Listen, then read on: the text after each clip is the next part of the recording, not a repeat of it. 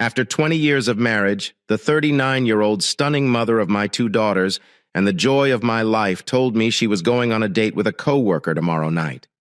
Helen and I were teenagers when we got married.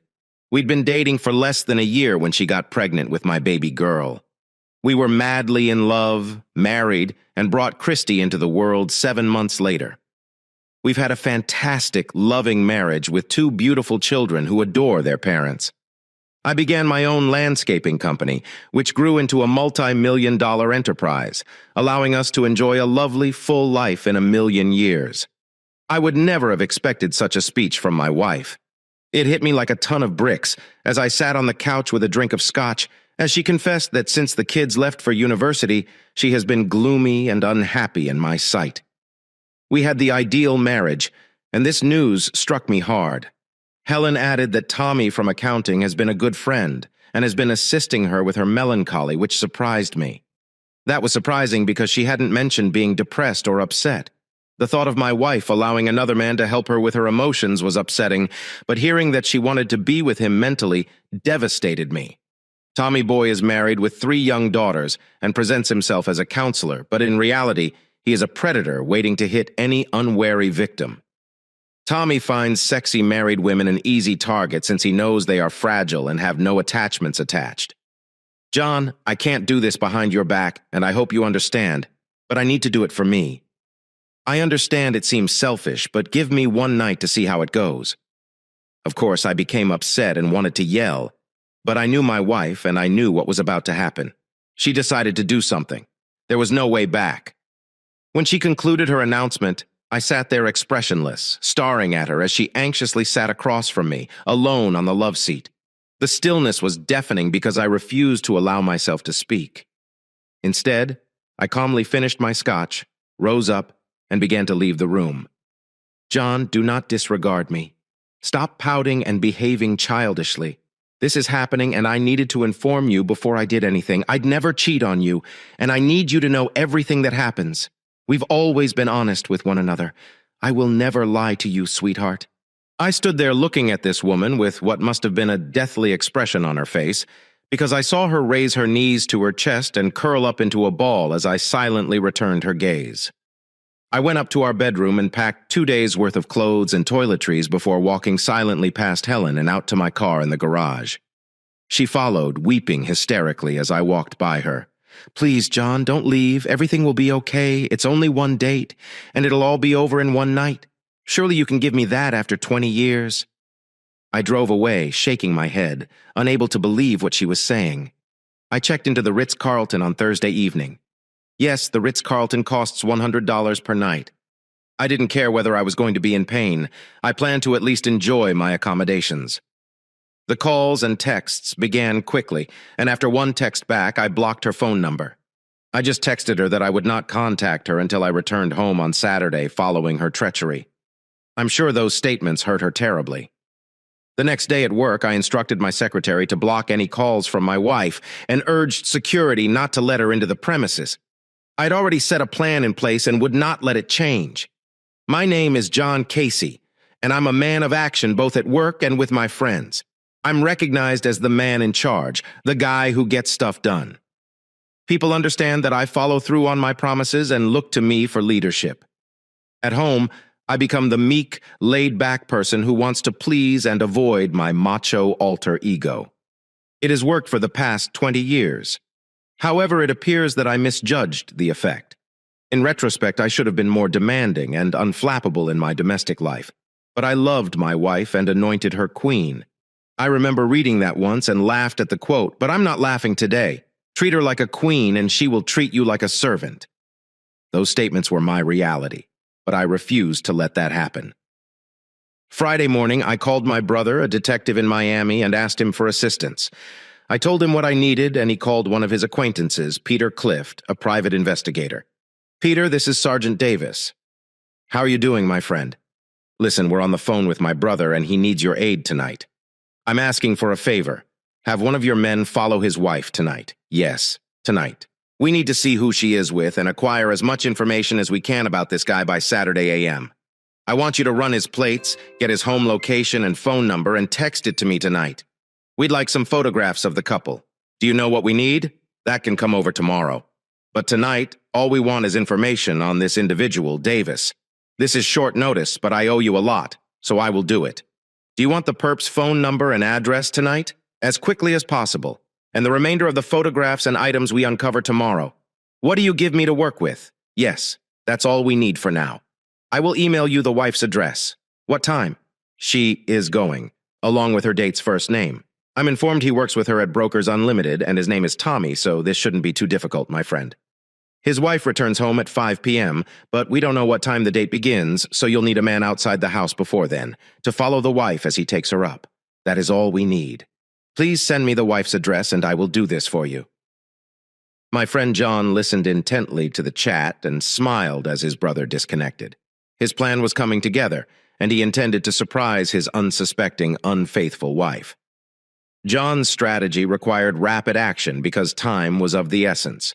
So, during the cheating couple's dinner, John planned to visit Tommy Boy's wife and explain what was going on and where their wives were at the time. The second call was to one of his longtime pals, Joe, and he asked for the number of the escort service he used.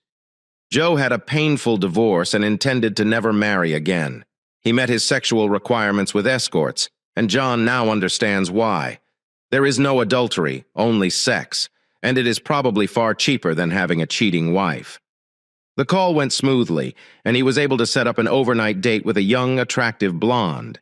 He offered an extra $1,000 tip due to the exceptional circumstances. John mentioned that he was looking for a girlfriend experience and was currently going through a split. The girlfriend experience is an upcharge in which the female treats you as if she were your devoted girlfriend from the minute you meet. She is loving, sexy, and rewarding. He stated that there would be no trouble, but the girl should be aware of the situation in case the wife arrived.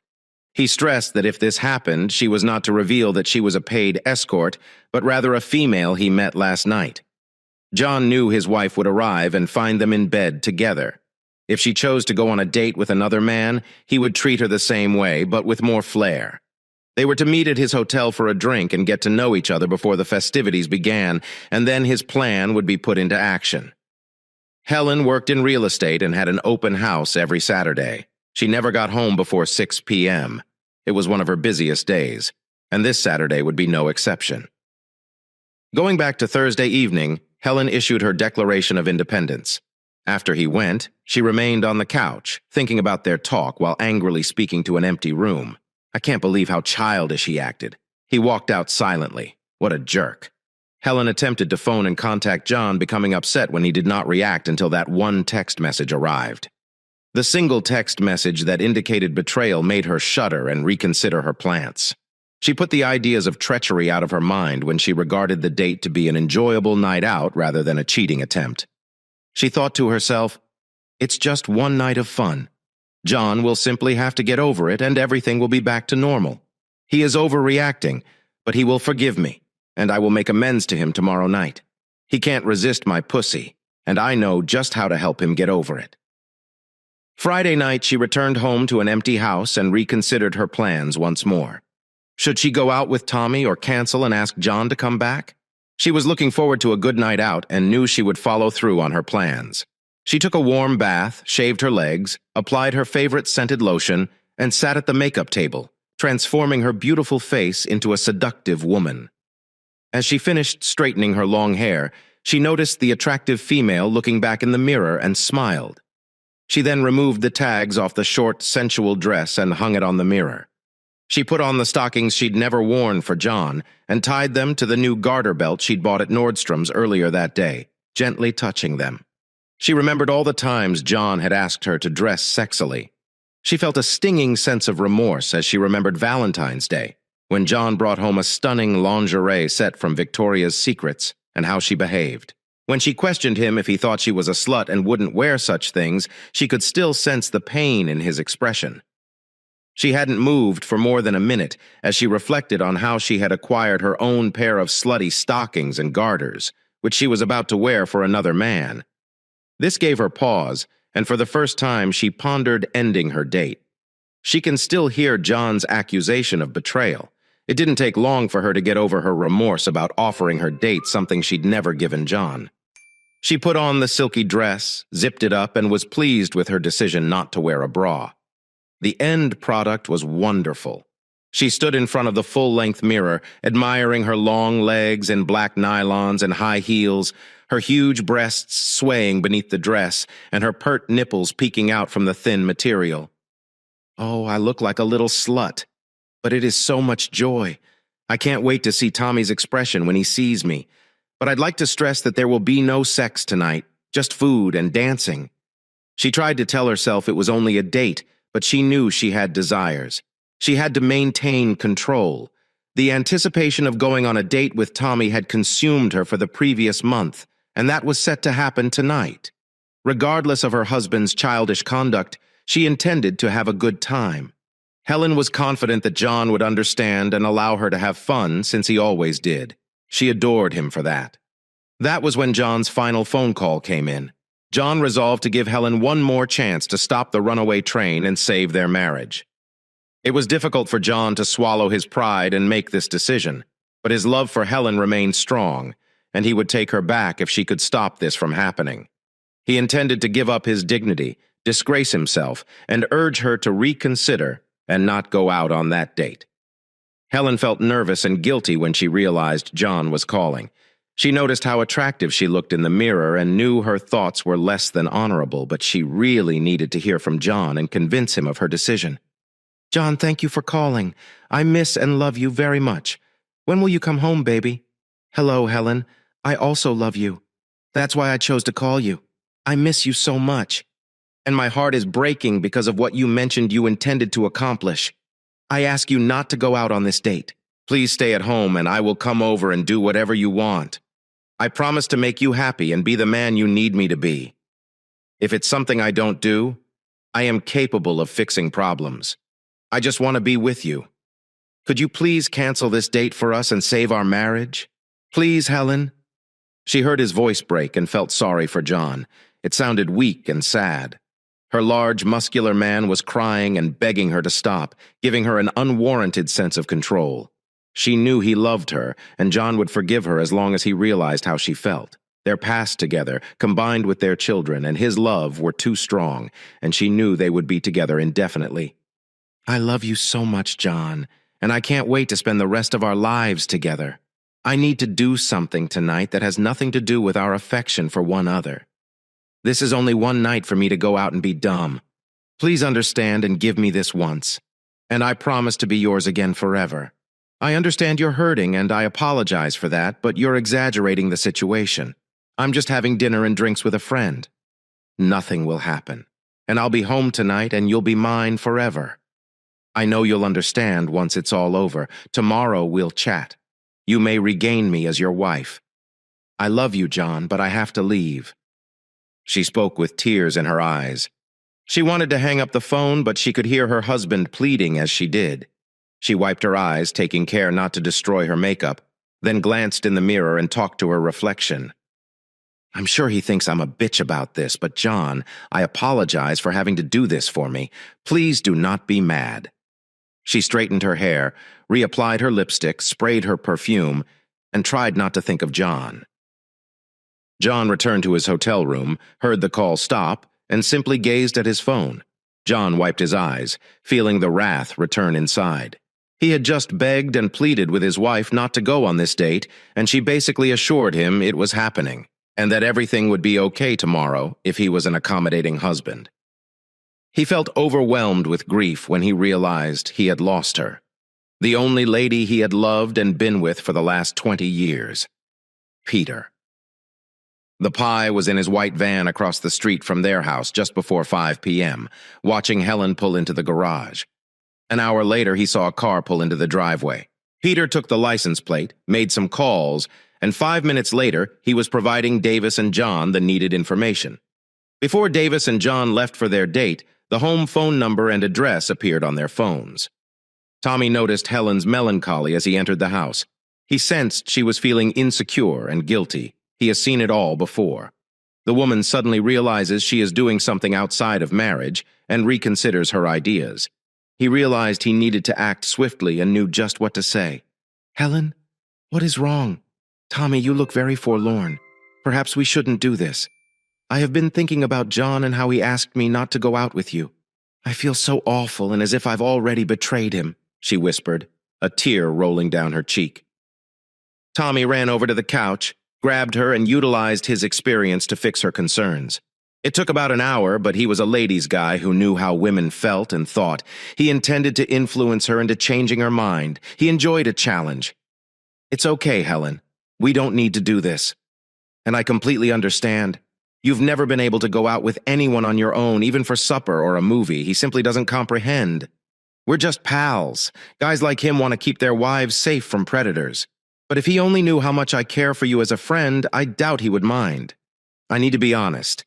I'm disappointed that we will not be able to spend tonight together, but I do understand. I was really looking forward to your company, and I'd really like to try that new restaurant. Hey, I have an idea. Why don't we have a wonderful supper, and then I'll take you home?" He would surely not mind if you went out to supper with a friend. His easygoing demeanor persuaded Helen that dinner would be fine, and furthermore, she was already clothed and, deep down, desired this. At 7 p.m., Peter observed the pair pull away and proceed for a downtown restaurant, then reported their location to Davis and John. He kept them updated throughout the evening. The images were simple to capture, and Peter spent the next 4 hours photographing the two at supper while holding hands, entering the dance club, dancing together, kissing, and acting like a romantic couple. He also recorded a few films of them slow dancing while Tommy stroked her behind, fondled her breast, and kissed her on the dance floor. Peter delivered all of the photographs and videos before sunrise. The next morning, at exactly 8 p.m., John called Helen's father, Brian. They had been good friends and golf companions for years before breaking the dreadful news to him. "Hello, Brian. I'm John." "Hello, John. Is it still on for golf on Sunday?" "I'm not certain, but I have some awful news right now. Your daughter is on a date with a coworker. I believed our relationship was fine, but she said she needed more and was going out with this guy. I love you and Maggie, but I cannot put up with this, and I consider our marriage over. She broke our marital contract, and I will not forgive her for it. I just want you to understand why the upcoming events will take place. I'm sorry it had to end this way, John. Are you telling me she's going out with another guy? Are you certain? That does not sound like my girl, Brian. I'm having a pie while watching them at supper. She's out with the bastard as we speak. She is betraying me, our marriage, and our children right now. I apologize. This is difficult for me, but I respect you and wanted you to understand the reality. John, I sincerely apologize. Please do not do anything crazy. I know she adores you, and maybe you too can figure this out. Sorry, Brian, I am done. Call you shortly. Let us reschedule for next Sunday. This weekend is shaping up to be a disaster with the cheetah's address from the pie. John drove 20 minutes to Tommy's house to meet with his wife, Stella. When John asked if she was Tommy's wife, Mrs. Brooks, she seemed bewildered. The 30-something mother of three opened the door wearing tight trousers and a lace blouse that revealed a stunning pair of breasts. John forced himself to stare into her eyes after she opened the door, hoping to avoid embarrassment. Are you Mrs. Brooks, Tommy's wife? Yes. Is he okay? Oh, he is an outstanding Hans. Trust me, he works with my wife. Can I come in for a moment? They sat in the living room while John gave the news. Mrs. Brooks, I'm sorry to tell you that your lovely husband, Tommy, and my future ex-wife were out on a date right now. Yes. My gorgeous wife told me just yesterday that she needed to expand her wings and that your great husband had been so kind to her that she wanted to reward him. Are you certain you have the correct man? My Tommy is at his Friday night card game. Mrs. Brooks, I wouldn't be here if I didn't know my PI is watching them right now. I will share photographs and video with you, but I felt you needed to know. I felt bad when I left her crying, and I knew their affair had definitely damaged their marriage. But that's the game Tommy Boy chose to play Saturday morning once his food arrived. John sat down and poured a cup of the hotel's famous coffee. The perfume was pleasant, and he grinned as he settled into his comfortable bed. All of the comfort and wonderful feelings he was experiencing were replaced with distaste and resentment as he viewed the pie images on his phone. The only good news was that she was home by 1 a.m. and had no sexual relations that evening. John's rage grew when he saw his wife and her deception, and tears flooded his eyes. Watching the film of them kissing and her lover's hand on her ass dashed his hopes for reconciliation. He also noted she was wearing stockings for her partner and recalled how she acted when he gave her the same gift a few months before. Her betrayal and disdain overwhelmed him.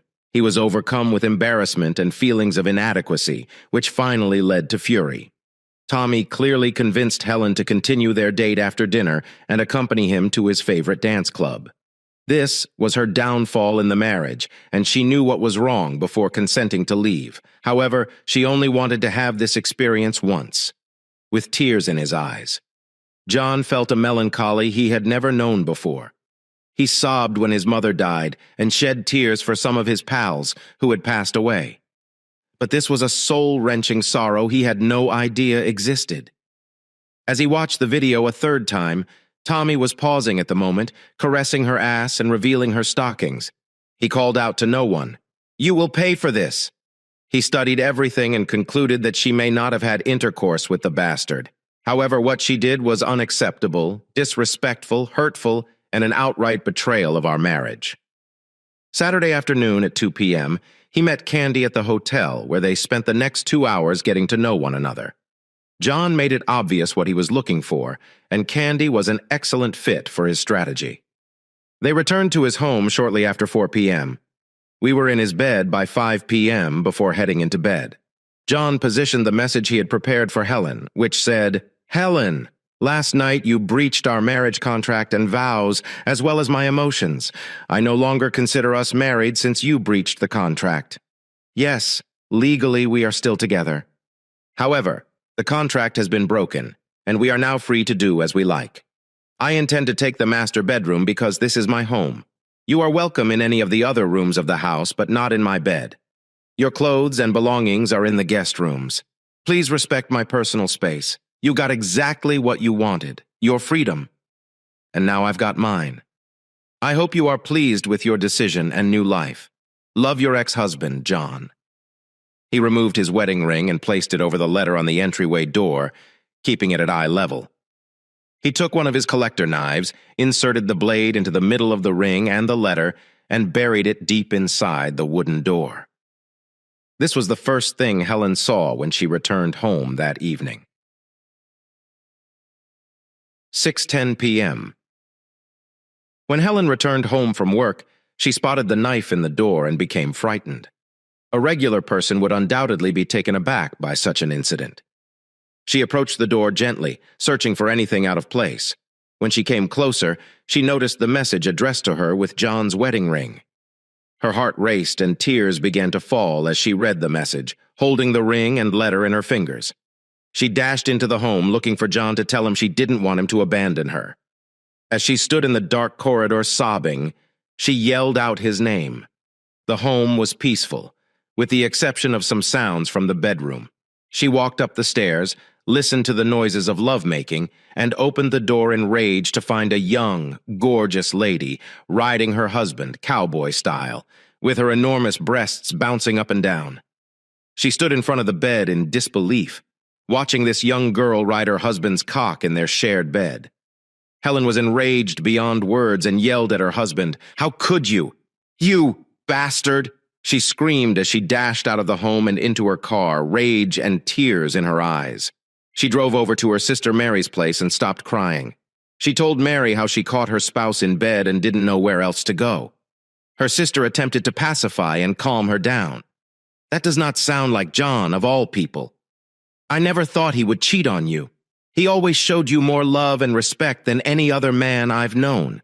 I was always envious of the attention and devotion he showed you. This does not sound like him. Has anything else happened? What do you believe caused this?" Helen is crying. She spoke with a hushed voice. "I do not know. Perhaps it's because I had a date last night. That is the only possibility I can think of. What do you mean? Did you go on a date with him? Just a dude at work. It was not anything sexual. Just food and dancing. Sis, let's get this straight. You went out with another guy last night, ate supper, and went dancing while leaving your husband alone at home. Do I actually have that right? Yes, but you are making it seem horrible. Are you a crazy person? Do you honestly believe a man like John would be all right with you dating another guy? I assured him it was simply a night out, nothing to do with sex. Simply to have some fun. Holy shit, you're a dumb slut. and I can't believe you are connected to me. Now I fully understand why he has a girl in his bed, and to be honest, I don't blame him, sobbing even harder now. She held out the note from the door and handed it to Mary. Oh, Helen, you screwed up big time. You may have lost your partner and ended your marriage because of selfishness and foolishness. Look, you can remain here tonight, but you must return to him tomorrow to clear things up. I'll phone him later and ask him to allow you speak with him tomorrow, but I doubt it will make a difference. You should brace yourself for the worst, since I know my hubby would kick me out on my ass for a stunt like that. And John is far more committed than Tom. Helen spent the night alone in Mary's guest room, crying till late in the morning and getting little sleep. Mary texted John, asking him to call her right back. John, like Mary, understood why she was calling and returned her call. Hello, Mary. What up? Hello, John. My idiotic sister arrived and detailed everything she did and what happened at your house tonight. I surely do not blame you, and I must admit that was a quick little revenge. Did you? There. He responded with a quick laugh. Yep, you recognize me, Mary. I don't put up with BS. I know, John. Look, I understand she messed up, but she's a wreck, and I can't handle her like this. You two need to talk about this tomorrow. I'm not sure if you're actually kicking her out, and I don't blame you, but if she hasn't fucked this person yet, you might want to attempt to work things out. Maybe some counseling. Or perhaps we can get Helen some shock treatment for her damaged brain. Anyway, please allow her to return and chat tomorrow. Mary, of course, can return. This is still her home, and I did not kick her out. She simply refuses to spend time with me when she is here. I'm not upset or angry anymore. Her betrayal has replaced my rage with deep hurt. I'll let her talk. However, there are currently no promises for the future. I despise this woman as much as I love her. My feelings and emotions are currently under the influence of the agony. It'd take a miracle for me to want her back. But you already know that. You're the smartest member of the family. God, I can't believe my sister believed you'd be happy with her dating another guy. What an imbecile. Be patient and know that she loves you. Hopefully she didn't get too far with the fool she was with. Bye, Mary. Send her home whenever she wishes. Bye, John. You are my fave. You're aware of this. Love you. Bye, Mary. Sunday midday, I returned from the gym to find Helen's car in the driveway and her sitting at the kitchen table. She tried to grin and said, You know, we aren't getting divorced. We can work it out because we love one another. I remained mute.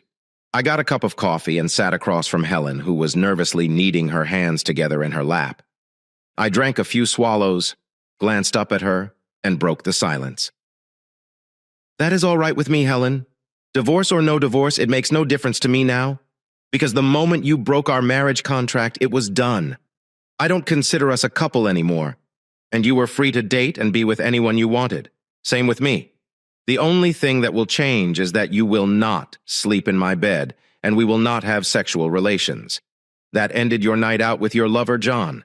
He is not my boyfriend, and nothing occurred. Helen, you went on a date with someone other than your husband. You dressed like a slut, went to dinner, held hands, led him to feel your ass and tits, kissed him, and spent time with him. You see, there is the difficulty for you. You did nothing. But for me, it was everything. It was the reason our marriage terminated. So you win. If you don't want a divorce, that's fine. No, I do not want a divorce. Give us time and I'll be back in your bed soon. Are you finished banging the little slut you were with? I won't put up with it. I began laughing loudly and exclaimed, Now that's funny. You broke our marital pact, not I. You gave up on me the moment you agreed to a date with your lover. You set me free the instant you climbed into his car and left your marriage. I have no intention of ending my time with Candy. She's young, hot, attractive, and fun. Her pussy is tight, and she is an incredible lover. To be honest, that was by far the finest sex I'd ever experienced. We did things that you never offered me, and now I realize what I've been missing. Why would I give that up? Helen, I'm not sure if you know this yet, but last night while you were out with your lover, I paid a visit to his beautiful wife, Stella. Did you know that they have 3 gorgeous children? Never mind. I'm sure you didn't even think about it while out with your lover boy. Anyway, she gave me a few fascinating facts about Mr. Nice Guy. Did you realize you were the 3rd woman Stella had found him with in the past year? She also informed me that Jessica Wilson from your workplace was the last married wife he cheated on and caused her divorce. Your Tommy kid has quite a past. But Stella informed me she was done. She stated that she had now recognized that a cheater is always a cheater. I suppose you are also in that category today. I suppose you might have found a better lover to cheat on me with. But I'm not a cheater, so I wouldn't know. It appears that you and Tommy Boy were successful in breaking up 2 families with 5 children. Nice work on the reduced version. And I could see how she understood that the guy she chose to risk her marriage with was simply another shady guy wanting for sex. She was furious with herself for her folly, and learning that Tommy had broken up with other families shocked her. She was so angry within that she lost control and yelled at her husband, "John, he's not my boyfriend, and you must stop saying that. I can't believe you went to her house and revealed that he was cheating on her. My God, it was only dinner. You're incredibly rude and hurtful. And how about you? Being with another woman in my house is inexcusable. That must end. It was only a supper. Did you forgotten about dirty dancing, kissing, and fondling in the club? I promised Stella a copy of all the images and videos that she could use. Tommy tries to explain that it was merely dinner, like you did with me. I understand that in your mind, this is not cheating. However, in the rest of the normal world, that is precisely the definition of cheating.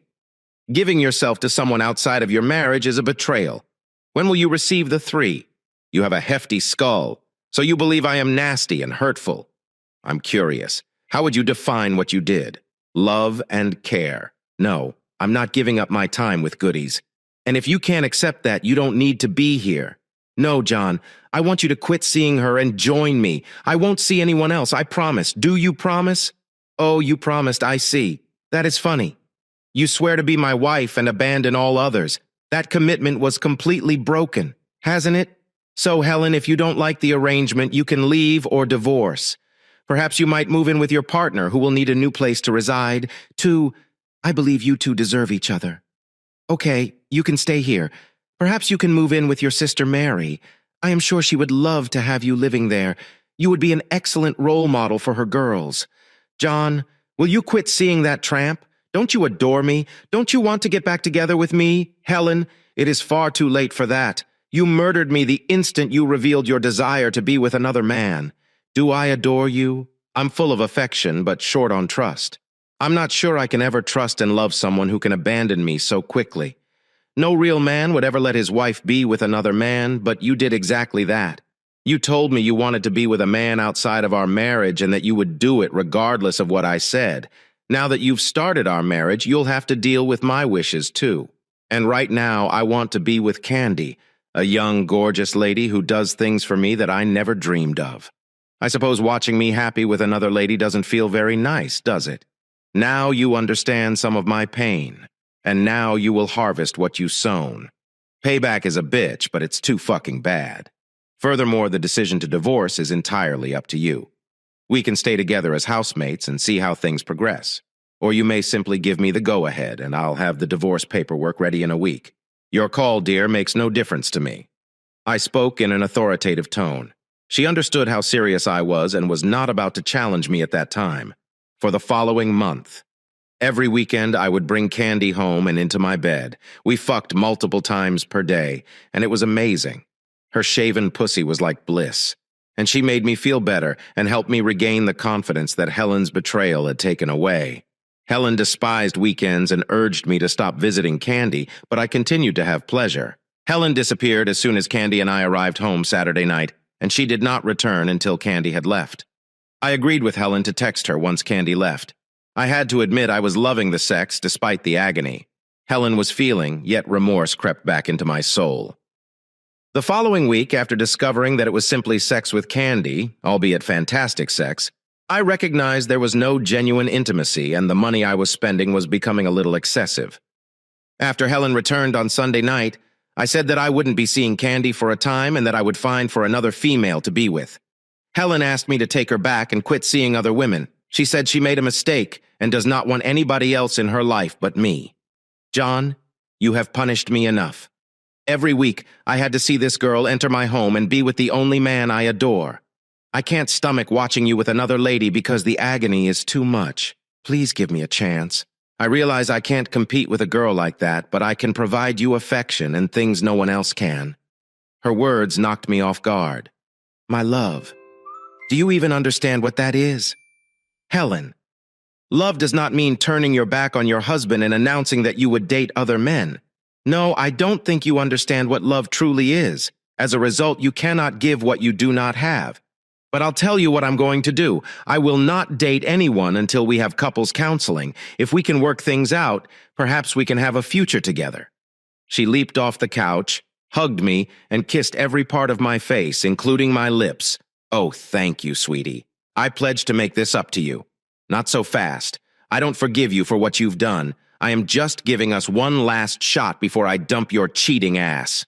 John, stop talking like that. You love me, and I know we'll always be together. May I sleep with you tonight, please? She said it while kissing me. No, not yet. I still have visions of you and that guy in my thoughts. Every day I am haunted by the idea of you kissing another man and allowing him to touch portions of you that were properly mine. I'm furious with you for carelessly injuring me and ending our marriage. You are really fortunate. Our children are unaware of this. Or I'm curious what they would think of their slut mother. You can tell I'm still angry over what you did. Let's take it gradually and see how things go with counseling. I scheduled an appointment with Dr. Madison for that Tuesday and began the enjoyable path of reliving the trauma, pain, and agony twice a week for the next 3 months. It was the same therapy garbage you'd seen in every other narrative, and it was just as awful. I had to relive the affair and then listen to hours of psychobabble. Life would have been so much easier if she had just stuck to our promises, but maybe that was too much to ask for. After 3 months of twice-weekly counseling, we figured it out. Helen realized how much sorrow and hurt she had caused, and she understood my reaction. She claimed that my vengeance fuck was much worse, but I explained that she breached our contract and granted me my freedom when she accepted a date with another man. She eventually understood, but she was still unhappy. The counselor, on the other hand, was furious with me for taking retribution, but I honestly didn't give a damn. I would gladly do it again. I returned her with a post-nuptial agreement in which she relinquishes everything for any adulterous affair. She agreed to a GPS tracker on her phone, as well as unambiguous access to her email and text communications. I stated that we would have a zero-tolerance policy in our home and would kick her out for any form of adultery, whether emotional or physical. She informed me she would never allow another man to flirt with her again, and she would always be faithful. I listed but kept hearing Stella's comments. A cheater who has cheated before will continue to cheat. A year later, we were back to where we were before her adventure, but now I was keeping a closer eye on my partner, knowing that this could happen again. Her sister Mary and I collaborated to ensure Helen did not lose her way again. Tommy's divorce was pricey. His wife kicked him out, taking the house, child support for 3 children, and alimony. Tommy was now living in a studio apartment with no additional money, having paid for his indiscretions. Tommy, ironically, lost everything for supper, including a few dances, some grab ass, and a few kisses. What a schmuck. Helen was ashamed to learn of Tommy's previous indiscretions and how he caused Jennifer's divorce. When she discovered Tommy had cheated on his wife and family with other women, she realized how her foolishness had almost destroyed her life and the love of her family. She vowed never to make the same mistake again, and she was determined to show John and the children her love. She kept her word no matter how hard she tried. She couldn't stand the sight of that young girl riding her husband's cock and promised never to let him do it again. He belonged to her, after all. Unfortunately for Tommy Boy, cheating on a married woman may be a costly habit. It can also cause pain, if he'd chosen the wrong husband. He was glad that John was not that man. However, if he had followed through and fucked his wife, the outcome would have been completely different. The funny thing about hesitant spouses is that they never forget and finally exact revenge.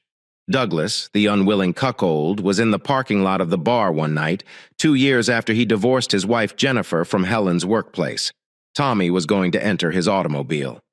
About an hour later, another pub patron discovered Tommy Boy face down, unconscious on the pavement, with 2 broken arms, a broken rib, and punctured testicles. Time would tell whether Tommy Boy learned his lesson. I hope you enjoy that story. Here is another one. I'd been married for 18 years but still didn't know my wife. Maybe it was my fault for not trying harder. We seemed to get along well. However, there was no actual connection between us. I never regarded her to be the love of my life, and it seemed like it was reciprocal. However, we were compatible enough to have 3 teenage children. I worked in the claims department of a major vehicle insurance company. It was an office job with excellent benefits. In 3 years, I'd have retirement benefits. We owned our own home, but the mortgage exceeded the current appraised worth. Noreen was an excellent wife in every aspect because of our 3 children. She was a homemaker. The house was always immaculate, the clothes were washed and ironed, and the food was perfectly prepared.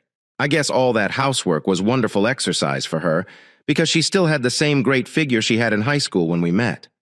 We were both uninterested in attending college. We were married a year after I began working. Noreen desired to go away from her parents and spend some time alone. I wanted regular sex because we were so comfortable together. We seemed like a nice couple. Unfortunately, we did not have a wild, passionate fairy tale romance. So far, sex has always been enjoyable. I had never felt like we had any issues between us, especially in that regard. Maybe I was mistaken. It all started with one of those terrible company parties. I did not dance, but Noreen did. I didn't mind allowing her free rein so she wouldn't disturb me. I spent the evening sitting with a few other spouses who did not dance. For the most of the night, the single males entertained wives and unmarried ladies on the dance floor.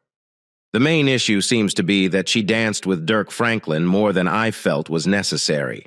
He was an excellent dancer as well as a skilled communicator. Throughout the evening, I briefly lost sight of Noreen, but she always reappeared. It wasn't the most enjoyable evening for me, but I made the sacrifice so that my wife could have some fun.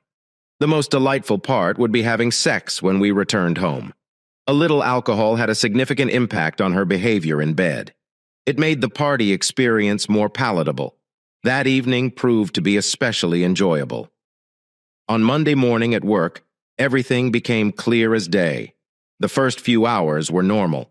But then I noticed other guys staring in my direction and snickering.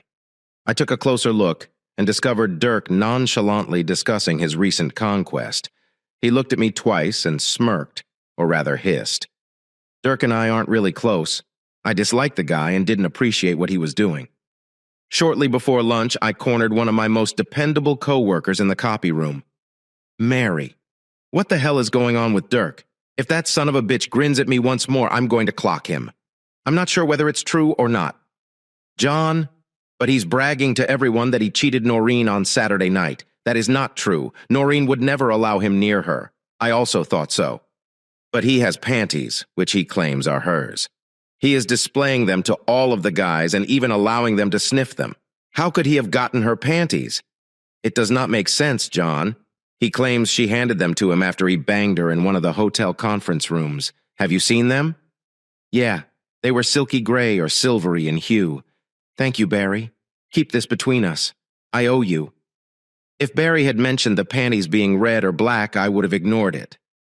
But I was present when Maureen dressed up for the party. She wore her favorite silver silk lingerie set this year. I gave her a bra and panties for Valentine's Day. About 20 minutes later, I noticed Dirk headed to the men's room. He had been drinking a lot of coffee that morning. I followed close, following him. I'm not into idle gossip. I wasn't going to confront Dirk face-to-face and insist that he cease spreading lies about my wife. First, I wasn't sure if it was a falsehood. Furthermore, such a confrontation may make him wary. I did not desire that. The simplest solution would have been to slam his head on the tiled wall near the urinal, but being a gentleman, I waited until he was finished before punching him right in the nose when he turned around. Something cracked audibly, and my clothing was soaked in blood. That incensed me, so I struck him again as he bent over holding his nose.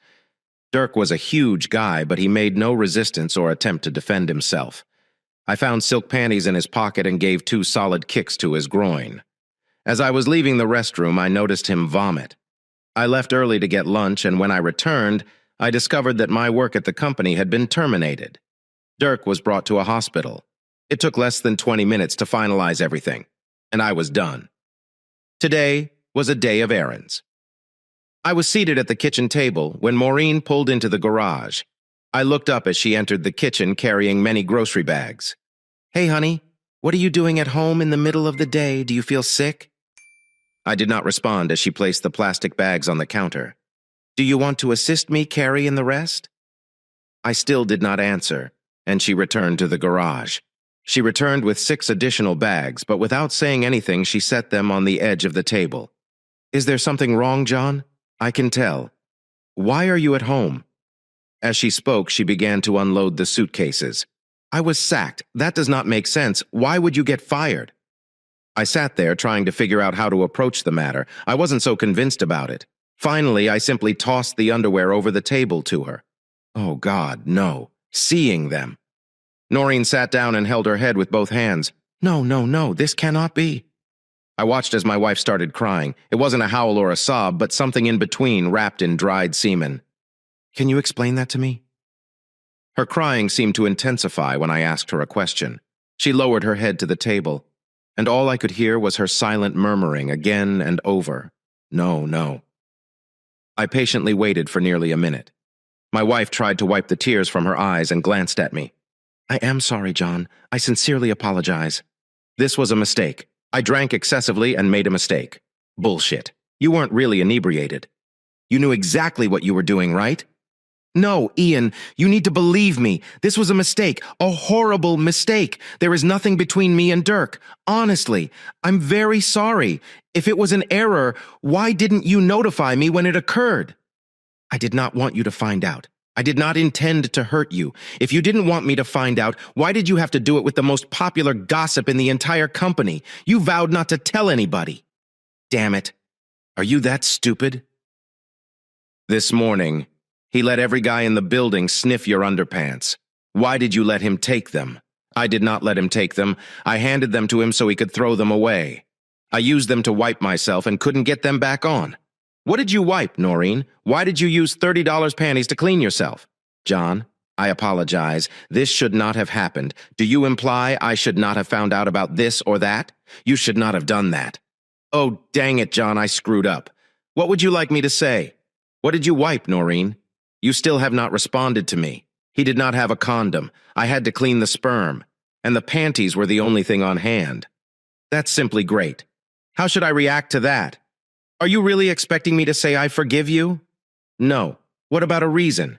Can you give me an explanation for what you did rather than just saying you were drunk? I'm not buying that for a moment.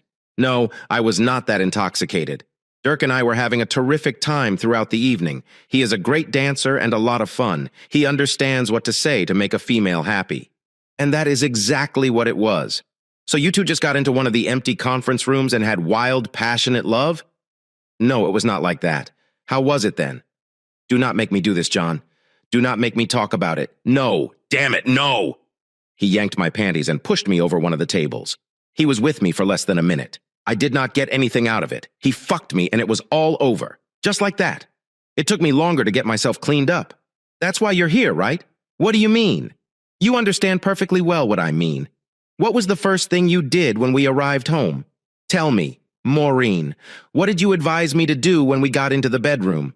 No, Ian, it had nothing to do with what I did to Dirk. To be honest, we were in bed before we realized it.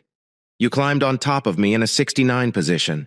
You just put Dirk enter you and then rubbed your nasty hairy pussy on my face. Was it the exhilaration you were hoping for but did not get from Dirk? John? No, it was not like that. Bullshit. You had a huge orgasm when I licked another man's fluids. It must have turned you on. Not only did you sleep with him, but when you got home, you splashed his juice all over my face. You did not even shower. Even thinking about it makes me nauseous. Do you truly believe I can forgive you for that? It was not about that, John. I was quite excited. Dirk did not give me any pleasure. You always do. All I could think about was getting home and pulling you to bed. I wanted you, John. I needed you. Sorry, but I don't see it this way. John, you're overreacting. It meant nothing. It signifies nothing. We can make it through this. Maureen, do you truly believe it was nothing? I lost my job. I lost my pension. I lost my wife and children. Perhaps it meant nothing to you, but it meant everything to me. My wife merely sat there and gazed at me as I stood up from the chair. I need to leave now. The police are likely to arrive shortly. I do not want to talk to them right now. Why would the police arrive? What else is happening? John? I'm sorry I disturbed your lover when I returned your panties to you. That's why I was fired. I'm sure the cops have already gotten Dirk's statement. Hell, I could spend a few months in jail for your enjoyment. Thank you a lot, sweetie. Where are you going? What should I do now? I do not know where I will be. I loaded all of my belongings into the car while you were out shopping. I will call you later. She appeared to be preparing to switch on the waterworks again. I turned and walked out the door. I'm leaving it to you to describe what happened to the children. If you lie or distort the truth, I guarantee you'll come to regret it. The bank accounts included enough funds to last at least 6 months before leaving town. I paid up all of my credit cards and canceled them. She may spend the money however she chose or needed to, but I did not want to run out. I was convinced she would care for the kids in a few weeks. They had finished school for the summer. I wasn't sure whether that would make Maureen's life easier or harder. I had no notion what I was going to do when the money ran out. I wasn't sure if I could collect unemployment benefits after being dismissed for reason on the first night. I stayed with my brother, and she will kill Haven. He had a little apartment and was more than eager to host me until I found something permanent. The next day, I moved into a tiny, fully furnished one-bedroom apartment that included utilities. It even had cable internet access. My phone hadn't been turned on since I left home. I didn't want to take calls, but I knew I'd have to speak with the kids sooner or later. Working with Robbie was simple, but not especially satisfying. 3 other males could climb trees, harvest cherries, and grind stumps. My job was to help them. They seemed to appreciate my efforts and were eager to teach me all the tiny techniques and skills. I stayed busy, trying to forget about the problem with Noreen. I just knew one thing for certain. I would petition for divorce as soon as possible. Terry was my eldest daughter. She was as clever and sweet as candy.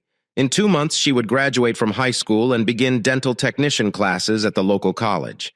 Brian planned to enlist in the Marines after graduating next year. Sal had 2 years of school left, and all she wanted to do was marry and have children. She previously wanted to be a teacher, but I believe she outgrew it. They were all good children. Ryan ran all over the county, believing it would help him gain endurance for his military career. Terry worked as a candy vendor in one of the local hospitals. I'm not certain, but I believe Sal invented social media. If she didn't originate them, she definitely polished them. Terry was my only point of contact with any of the kids. I felt uncomfortable discussing family issues with Sal because she was too young, and Brian refused to talk about them at all. After I departed, Noreen arranged the children in a group. She explained why I left and didn't keep anything back. Brian instantly left the room and did not communicate with his mother again. Sal just sat there, crying. Terry was the only one of the 3 who was willing to talk about their separation. Noreen refused to tell Terry why it happened. She simply told her about it without going into detail. I filed for divorce, and everything went wrong. Terry called to tell me that their mother had started leaving the house in the evenings many times per week. Usually she would arrive home inebriated. Terry claimed it began immediately after the divorce papers were filed. The children did everything they could to avoid Noreen, but her activities had a severe impact on the entire family. As far as Terry knew, no guy was involved in this. Brian refused to talk to his mother, and Sal was constantly whining. Terry was the only one who interacted with Noreen, and even that was limited. I didn't like it, but as long as Noreen wasn't bringing men home, I didn't feel compelled to intervene. A week later, things became even worse. I was at work alongside Josh and Jimmy, 2 tree climbers. They were up there cutting branches while I was on the ground feeding the chipper. Everything seemed to be going fine until 2 males drove up to me in a Dodge for people. It was normal for people to talk to us at work. Typically, they were intrigued about what we were doing and the rates. Robbie usually had a stack of business cards in the pocket of my shirt for such times. I gave a card to one of the visitors. The second one landed a powerful hit to my temple. It was unexpected and produced the outcomes he desired. I was on all fours, attempting to regain my composure when they began kicking me with their boots. There was no time to consider, plan, or take defensive action. They managed to immobilize me before I knew what had happened. The best thing I could do was curl up and attempt to limit the harm.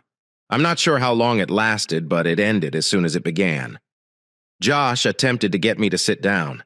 I strained my gaze as much as I could and observed Jimmy conversing on his cell phone in the Dodge as he drove away. It ached like hell. The hardest aspect was that I was unable to breathe.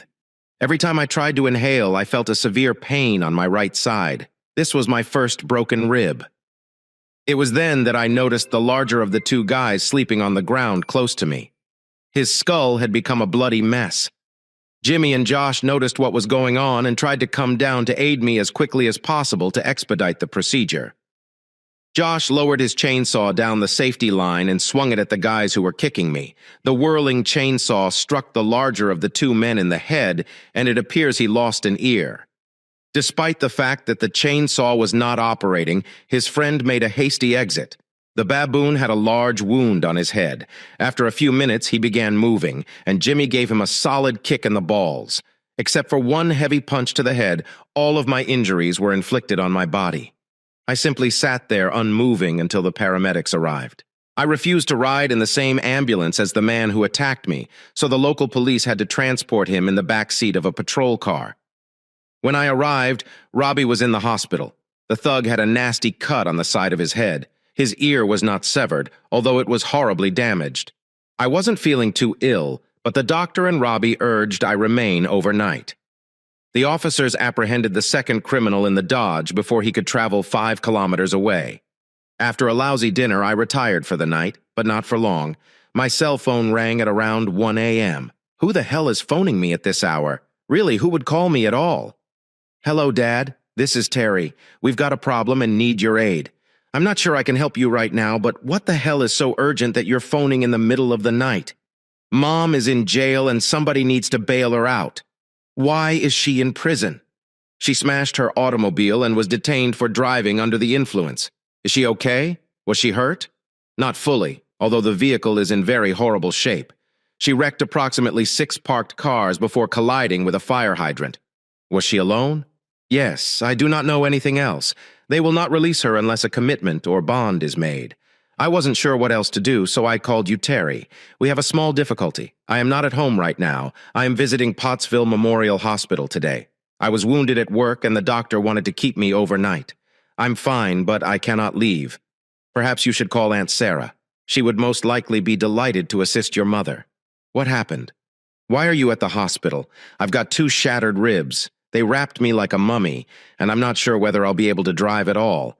I will be all right, so don't worry about me. I only need to rest for a few days. I didn't see the need to explain how the accident occurred. She had enough issues on her own just now. Is there something I can do for you? Let's see if you can learn more about what happened to your mother. I am just a bit curious. Okay, I will phone you tomorrow during the day to see how things are going. Robbie dropped me off at the apartment and loaded 6 microwavable dinners into the freezer. I requested him to buy me a few packs of beer, but all I got was Coca-Cola. I was able to move quickly enough to use the restroom and eat myself. Unfortunately, I had to spend the entire day watching an Adam Sandler film festival. Terry called shortly before nightfall. Norm was drinking with some people who used to work for my previous company. I found that interesting because I don't work there anymore. I had no idea she had any buddies who worked there besides Derek. They were just starting to have fun. When the cops showed around and arrested Dirk, Norton was quite upset and started drinking more than usual before closing. She refused to call a taxi and allow anyone take her home. Terry still couldn't understand out why Dirk was detained and why Norton was so agitated when it happened. We talked for a few more minutes. Terry was delighted to hear that I was home and could take care of myself. They wanted to come to me, but they didn't have a car. Sarah posted bail for my wife, but Norton didn't come home. Terry handed me Sarah's phone number. Sarah, this is John. What the hell is going on? Your wife is a disaster, John, and it's damn well your responsibility. Well, wait on a minute, Sarah. How am I to blame for all of this?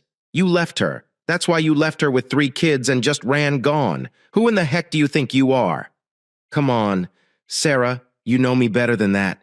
Why would I just wake up one morning, quit my work, and leave my wife and kids? Does that make any sense to you? Nah, instead you got fired and you're taking it out on her. She said, why was I fired?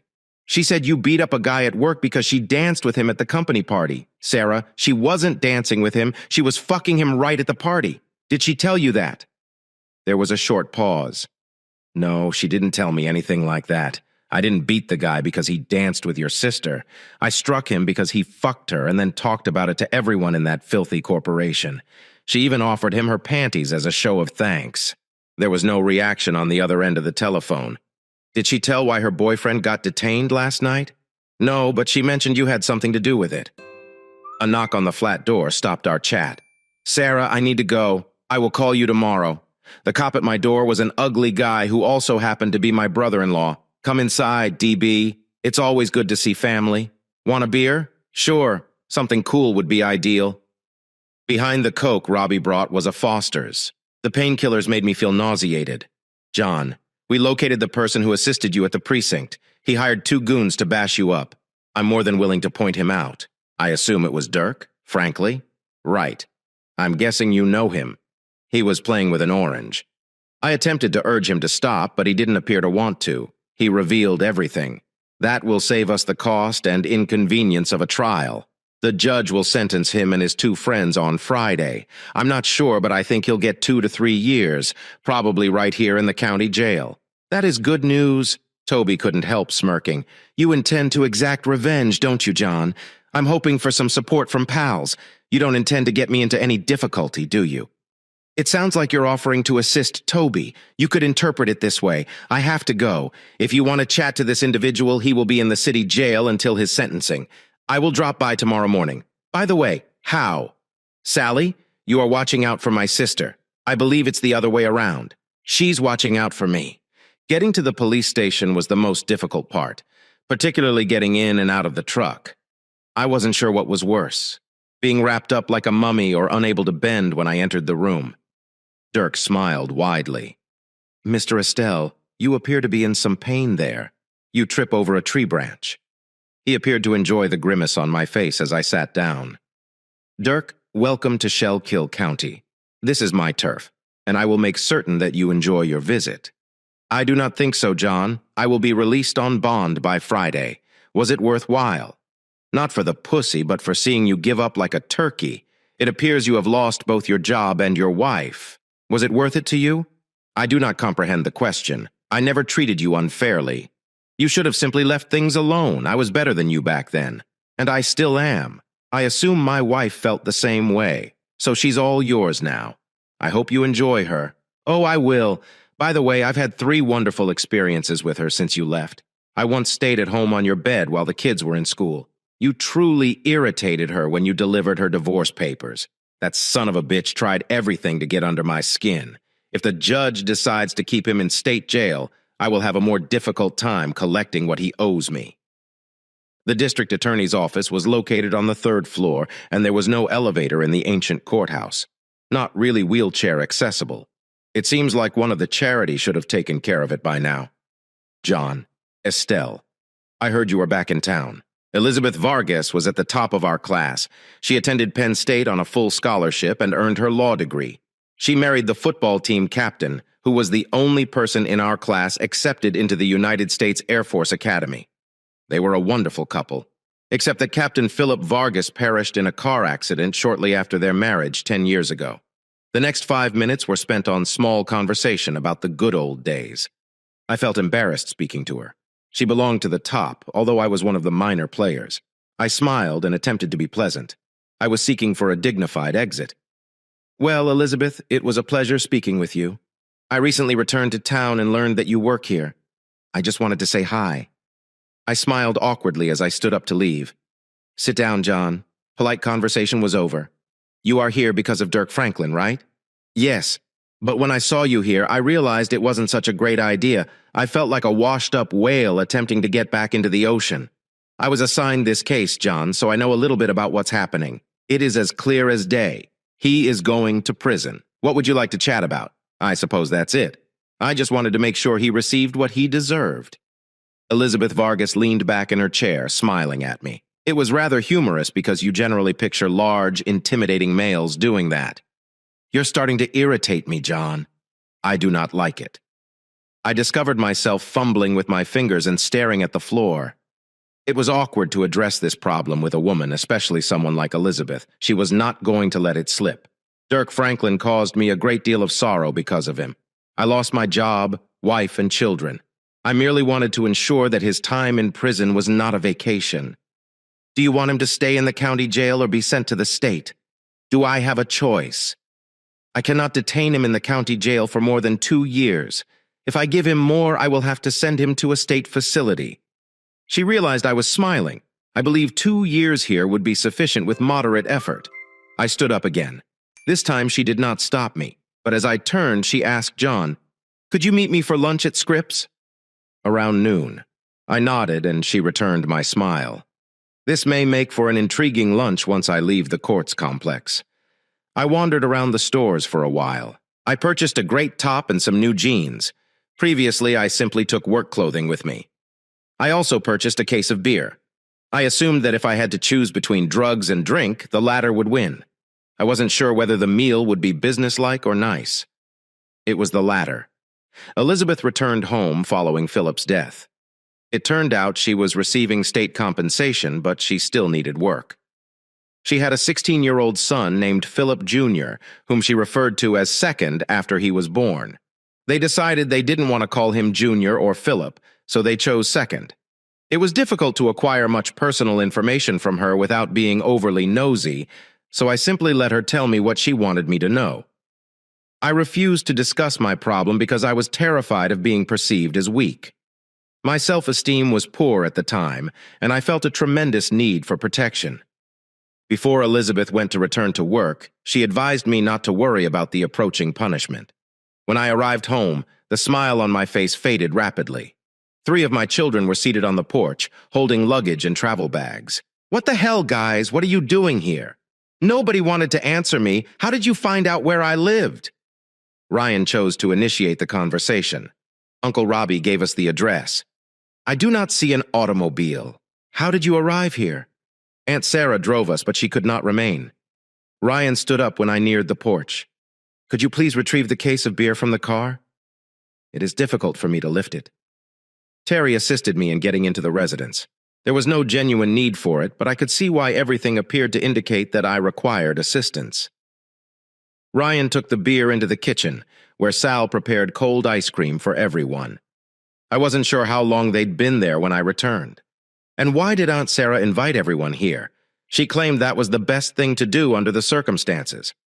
Ryan proceeded to answer my inquiries, but I didn't learn anything. I took a large swallow of soda and regretted not purchasing cold beer rather than warm. Under what circumstances? Ryan did not want to answer. The 3 of them sat, staring at each other. Finally, Terry spoke a couple of days ago. Sal arrived home early from school for some. "I'm having sex with a guy in your bedroom. Did she know who he was?" Sal sat right there. I could have asked her directly, but for some reason it didn't feel right. She didn't know his name, but she indicated he was someone you worked with. I gazed at my youngest daughter. "What have you done, sweetie?" I watched it for a few minutes. I've seen people having sex on the internet before, but it's different when your mother is dating a man she has never met. It was horrible. I left and returned to school. Did your mother know you were there? I do not think so. She kept her eyes closed most of the time, out of fury. I hurled the empty soda can across the room. It bounced like a toy. Kids. Have you ate yet? No, Terry. How about ordering some pizzas for us? While the kids were packed their belongings, I contacted my lawyer and asked him to amend the divorce documents so that I could have full custody. It was a hazardous decision, but I chose to go for it. Following that, I called Sarah. She stopped communicating to her sister and showed no support for her. When the kids came to her for help, she demands they stay with me and offers to drive them over. It was good to have an ally. Sarah had already informed Maureen of the children's whereabouts and the reason for the pizza's early arrival. We talked briefly about other topics before everyone left me alone and went to bed, in the depths of the refrigerator. I discovered another cold Foster's. Fresh ones were excellent, but cold ones were even better. I downed a painkiller with the alcohol, hoping it would knock me asleep. It did the trick. Friday arrived, and the sentences were announced. Dear God, only a year. But he would do it in the county jail. He'd probably be done in 6 months. Normally that would be okay, but not in Dirk's case. His 2 thugs received 6-month sentences each. I don't always understand the judicial system, but overall I was pleased with the outcome. Saturday was a hectic day. The entire day was spent settling the kids in, therefore they brought a lot of belongings. Each of them discovered they had forgotten something when packing. A day trip to the mall was expensive but necessary. By the end of the day, everything was as normal as it could be. Nobody appeared to miss snoring when we returned home. I noticed I was running out of painkillers, so I began drinking more beer. I hadn't planned on driving or operating any large machinery. The next morning, I tried to clear my mind as I heard Toby speak to the kids. I put on my jeans, but instead of taking a pain reliever, I swallowed 2 aspirin tablets. Eventually, I had to wean myself off of them. My presence in the kitchen was met with enthusiastic acclaim. My relatives showed little regard for my problems. My common view is that I drank alcohol because I wanted to, not because I had to. They were, of course, correct. Terry handed me a cup of hot coffee while I slumped at the table. The 3 youngsters suddenly dispersed, as if they understood Toby and I needed to chat. "We have a tiny problem, John. I was just getting used to things being settled when Toby decided to surprise me with something new." I attempted to sip the black coffee, but it was too hot. I groaned and put the mug on the table. "All right, Toby, surprise me. What's the latest issue?" On Saturday morning, guards discovered Dirk Franklin in the prison laundry area. He was brutally beaten, except for his scarred face. He had multiple broken ribs and other internal injuries that we could not determine. This is not something that happens very often for us. It didn't take him long to enrage his new acquaintances. We don't think he was well known. Toby observed me smiling as I took another sip of my morning beverage. It was still hot, but improving. Someone appears to have revealed that Dirk refused to employ a hired hand to argue for a reduced sentence, despite the fact that his thugs received less time than he did. They weren't delighted with the news. We have no evidence that they did it, and we're not very interested in investigating. I rose up to refill Toby's cup. "Did you notice? Was I still smiling? That is the problem, John." The coffee was excellent, but the smile had fled from my face. It had to transport Dirk to the Allentown hospital. He was being monitored by a guard. But Joe disappeared last night. Nobody knows when or how. The staff did not believe he could depart on his own, but it appears they were mistaken. I never finished my coffee. I got up and poured it down the sink. Toby sat calmly as I stood and looked out the kitchen window.